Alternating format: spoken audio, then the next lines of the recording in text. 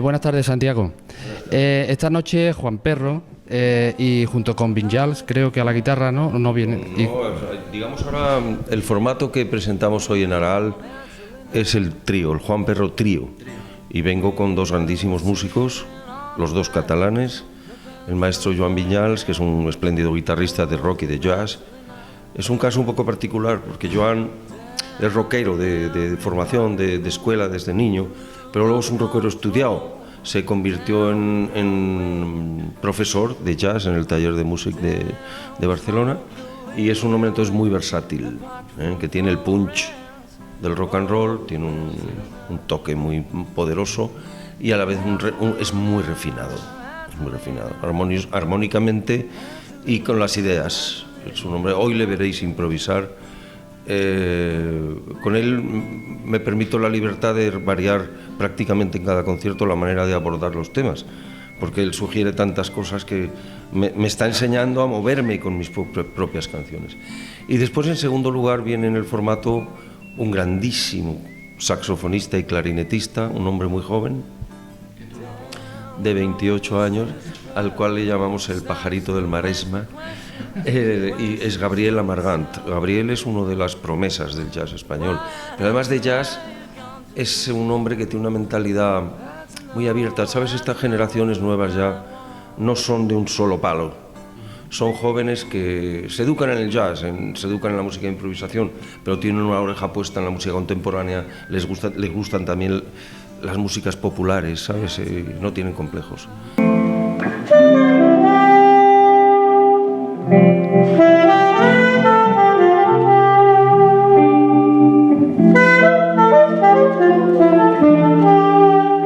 Y yo me siento muy apoyado con ese tipo de músicos, porque yo todavía pues, he ido investigando un poco en territorios fronterizos, ¿no? Que no es un género de música establecido lo que yo hago, ¿no? Sino una especie de mezcolanza en la que se van juntando cosas. Entonces, este tipo de músicos a mí me salva la vida, por decirlo así, ¿no? Y ya veréis que es con un formato sencillo, es una gran sonoridad. Y además tenemos un invitado especial, viene Raimundo Amador a tocar un ratito con nosotros. Sí, ayer unos colegas me han dicho que os vieron por la Caja Negra. Allí estuvimos en la Caja Negra bailando un rato, lo que se podía porque no cabía un alfiler. Bueno, y una curiosidad, es una tontería, pero una curiosidad. ¿Por qué eso de perro y no gato, si son vagabundos los dos? A ver, la tradición digamos de la música afroamericana sería más bien cats, ¿no? Sería más bien gatos. Ellos se llaman cats a sí mismos, ¿no? Incluso algunos rockeros heredaron el apelativo felino ¿no? Recordemos a los Stray Cats y toda esta onda, ¿no? Pero bueno, yo lo que pasa es que con lo de perro lo que quería era elegir un nombre como de vagabundo, de la tradición hispana. Sé que es cacofónico, es decir, que suena áspero, suena violento, ¿verdad? Pero es un poco lo que quería. Yo con Radio Futura padecí mucho de, ¿cómo decir?, de estar mucho tiempo delante de los objetivos, de estar en primer plano de actualidad. Yo necesitaba estar en un segundo plano, necesitaba investigar más, estudiar más, el aprendizaje más libre y no estar tan dependiente del negocio.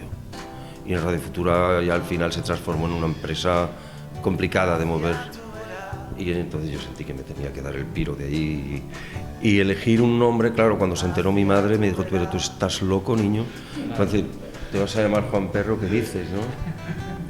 Yo la comprendía. Mi mamá, que en gloria esté, tenía mucho carácter y bueno, luego me fui enterando que también el nombre del perro tiene mucho pedigrí. Los etimólogos, los lingüistas, todavía no se han puesto de acuerdo acerca del origen de la palabra perro. Dicen que podría ser una de las palabras más antiguas de Iberia. No es de origen romano, no tiene que ver con el latín. Algunos dicen que podría ser una onomatopeya de los pastores, de llamar prrr con el mismo ruido con el que llamaban a las ovejas, o reproducir el gruñido del perro. Pero no se ponen de acuerdo. Lo que sí saben es que es un vocablo antiquísimo en España y que no es de origen reconocido, ¿no? Todo eso me gusta. Luego hay ejemplos literarios que para mí son muy queridos. Por ejemplo, en las novelitas ejemplares de Cervantes, las novelas ejemplares, ese coloquio de los perros entre Cipión y Berganza, esos perros tan bien hablados, ¿no? Me emocionan mucho, es una lectura que siempre me ha emocionado mucho, ¿no? Finalmente, en los últimos años he encontrado ya por completo el sentido de mi linaje artístico, porque en España, y sobre todo aquí, en Andalucía Occidental, llegó a haber una presencia de negros, de esclavos negros, en los siglos XVI y XVII, llegó a haber una presencia bastante notoria. Hacia 1620 o 30, es decir, en la época de Cervantes y de nuestros grandes literatos del siglo de oro, en el arzobispado de Sevilla, que comprendía las tres provincias de Cádiz, Sevilla y Huelva, pues había como 45.000 negros, una cosa así. O sea, un 10% de la población, 10%. Entonces, bueno, entonces los señores andaluces que tenían domésticos negros, ¿no?, que es a lo que se dedicaban, a criados, ¿no? A menudo los llamaban perro y perra. Somos así nosotros, ¿no? También en Castilla, no era patrimonio de los andaluces ese humor. Era también en Castilla, se les decía perro y perra, ven acá, galga y tal. Nuestra literatura está llena de entremeses, comedias de Lope de Vega, poemas de Quevedo, de Góngora, novelas de Cervantes en que aparece el doméstico negro. Hay una maravillosa que os recomiendo, se llama El celoso extremeño, que es muy divertida. Se desarrolla en Sevilla, en un viejo indiano que vuelve con mucha riqueza y se quiere casar con una niña joven, a ver si todavía está a tiempo de tener descendencia. Y es una novela maravillosa, maravillosa. Entonces, quiero decir que en esa literatura, que fíjate, nos ha pasado un poco desapercibido el hecho de que había negros ahí. Y están ahí, cumpliendo una función, un papel, ¿no? Y me hizo gracia el que se les llamase perro a menudo. Entonces, como realmente pues mi formación musical proviene de la herencia afroamericana, ¿no?, y que voy poquito a poco integrando en nuestro verso, en nuestra lengua natal, pues digamos que ahí se ha acabado de cuadrar ya, o sea, ya que se acabó de cerrar el círculo, ¿no? Ya con el linaje del perro ya está totalmente justificado. Queda claro que te lo has pensado el tema de perro en vez de gato, o sea, que está sí, claro. Sí. Para tratar de responder a mi madre me lo he tenido que ir pensando. Bueno, Santiago, y un artista de tu bagaje, tanto temporal como musical, temporal sí, y musical también, por supuesto. Desde aquel disco de Radio Futura, música moderna en los 80, hasta ahora que empiezas a hacer, bueno, que ya llevas tiempo haciendo cosas más tradicionales. Sí. ¿Cómo conjugas eso? ¿Lo de antes era muy moderno, lo de ahora es tradicional? Vamos a ver, no, yo creo que en realidad yo siento que estoy prolongando un mismo tipo de investigación, pero en consonancia con la evolución de la edad, ¿no? Radio Futura era una búsqueda hacia adelante, proveníamos de la transición, España estaba en un momento muy ilusionante de cambio, había perspectivas en el horizonte, la sociedad española estaba deseosa de novedades acústicas, ¿no?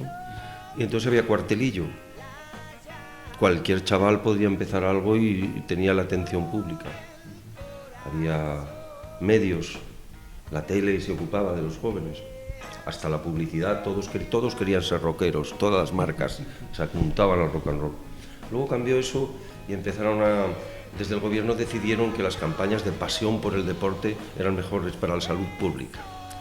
Y entonces ya se transformó en un negocio ya, digamos, la música popular, lo agarraron las grandes empresas, lo mercantilizaron y de ahí ya a los concursos televisivos de los 90, digamos, hemos ido perdiendo la batalla. Nos hemos quedado en una reserva indígena, mientras que los medios se lo han llevado todo y los oportunistas, los caraduras de los medios, la gente que no le importa un pepino la música, es decir, han ido llevándose el negocio al terreno simplemente de la mercantilización y del abuso y de la pobreza cultural, porque no interesa más que el dinero o la mercancía, ¿no? Entonces, bueno, eso tiene un problema. A mí tampoco me gusta mucho andar protestando todo el día y dando el cante, pero sí que me fastidia mucho ver que las nuevas generaciones no tienen sitio, ¿no? Que nos estamos perdiendo todo el pensamiento y todas las emociones de muchos jóvenes que tendrían cosas que decir, que están mejor preparados de lo que estábamos nosotros entonces, que controlan controlan inglés u otras lenguas, que tienen instrumentos eléctricos en su casa desde niños, que manejan las computadoras desde niños, gente mucho mejor preparada, ¿no? Si eso hubiera tenido atención pública, a lo mejor ya seríamos una nación con una música popular que incluso podría haber llegado a ser un gran negocio como la británica, o tener tanta calidad y tanto arraigo como la brasileña o la cubana, en fin, eso sería un sueño, ¿no? Entre nosotros, quitando el flamenco, todavía no hay una música popular que haya alcanzado grado de nobleza, ¿no? Bueno, también te quería preguntar, tú eres maño, tú eres zaragozano, y Baturro. Y en algún medio he escuchado también de ti decir que fue una suerte, entre comillas, tener una base americana cerca, porque era, digamos, la teta que te daba un poco yo no diría que la fue música. Una suerte, porque, bueno, la suerte musical, digo. Desde luego, ¿no? Sí, mira, vamos a ver, yo creo que se distinguen claramente las zonas donde había radiofonía y discos que venían de los Estados Unidos en los años 50, son las tres áreas en las que enganchó y empezó todo el rock and roll. Es aquí, por Rota y Morón, exacto. Es en Zaragoza por la base de San Gregorio y es en Madrid por Torrejón. Es decir, las emisoras de los americanos dieron yo esto, por ejemplo, Silvio esto lo he hablado muchas veces, por ejemplo, con Silvio, por ejemplo, con la gente de Smash, Antoñito o Alberto. Ellos me contaban cómo lo recibieron ellos y cómo ellos se guiaban por las emisoras de los americanos. A mí me pasaba un poco lo mismo en Zaragoza. Y algo más es que mi padre trabajó con ellos 8 años, ¿no? Como topógrafo. Y entonces en mi casa, por alguna razón, mis padres eran bastante festeros y mi casa era un piso en el que había cachondeo todos los fines de semana. Entonces esta gente se traían los discos y los dejaban allí. Y pues era una fuente de información de primera mano. Estoy hablando del año, pues yo tenía 6 años, claro, 60.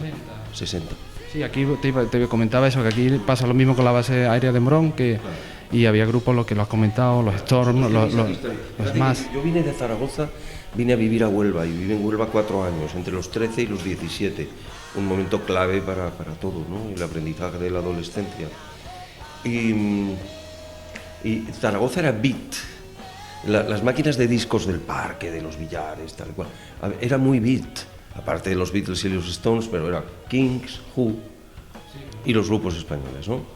Era británica. Y sin embargo, cuando llegué yo aquí a Andalucía Occidental, yo me di cuenta que esto era otra cosa, esto era soul, totalmente soul. Te quería preguntar por eso precisamente, ¿conoces la música de aquellos años aquí en Sevilla, la música progresiva que se hacía? Quería saber que... Nos dejábamos guiar por aquello, entonces. Quería saber qué mención te... Pues yo recordaré toda mi vida sensaciones muy fuertes de eso de con 13, 14, 15 años. Bueno, en los pueblos donde vivíamos, en Villanueva de los Castillejos, en Huelva o en Puebla de Guzmán, había bailes, primero bailecitos así muy sencillos. Al principio venía pues un señor con un tambor y otro con un acordeón y otro con un saxo, ¿no? Y poco a poco empezaron a llegar grupos modernos, ¿no? Como decían allí, y los niños pues nos íbamos hacia los grupos modernos. Había un excelente grupo de Isla Cristina que se llamaba Los Solos. Feli, el organista, luego pasó a formar parte de Los Lentos de Sevilla, un grupo que hacían bailes, ¿verdad? Pero tenían mucha calidad. Y en Huelva había un grupo de soul fantástico que se llama Los Keys. De ahí salió, por ejemplo, Pepe Roca, que luego fue cantante de Alameda. Pepe Roca era el guitarrista de Los Keys. Jesús Conde era el cantante. Cantaban todo en inglés y hacían versiones excelentes de pues, todo el soul de entonces, de Otis Redding, Aretha Franklin, James Brown, Sam and Dave. Todo el repertorio del soul, esta gente se lo curraban súper bien. Y esta gente llegaron a tocar en Madrid, adquirieron cierta reputación. Bueno, pues vamos a ir terminando, que te tienes que preparar para el concierto de esta noche y bueno, preguntarte pues discos que últimamente has hecho como Juan Perro, como Raíces al Viento, La Huella Sonora, Mister Hambre, Cantares de Vela, y por último Río Negro. Esta noche hay un disco libro más reciente que se llama Juan Perro y la Zarabanda, que sí, es un recopilatorio con la banda grande, un proyecto encargado por la gente del Festival de Etnosur de Jaén. Y es, digamos, la última publicación de Juan Perro. Ahora mismo no tengo prisa por sacar discos, primero porque es difícil amortizarlos y ya llevamos 10 años siendo una pequeña oficina independiente en que somos 4 personas y cuesta mucho pagar los sueldos cada mes, ¿no? En la situación actual, pero los discos siguen siendo necesarios, aunque no se venden, para fijar el material, para fijar las ideas y tener una tarjetita de presentación y tener dentro del circuito de seguidores que tenemos, que sin ser el público mayoritario actual en España, es un público muy fiel, muy leal. Tengo la suerte de tener un público selecto, relacionado siempre con la cultura, bien formado musicalmente. Eso es gracias a ti. Claro, y muy leal. Bueno, gracias a mí y gracias a otros muchos, ¿no? Y gracias a ellos mismos, que se buscan la vida para tener la información en un país que no siempre es grato para la juventud, ¿no?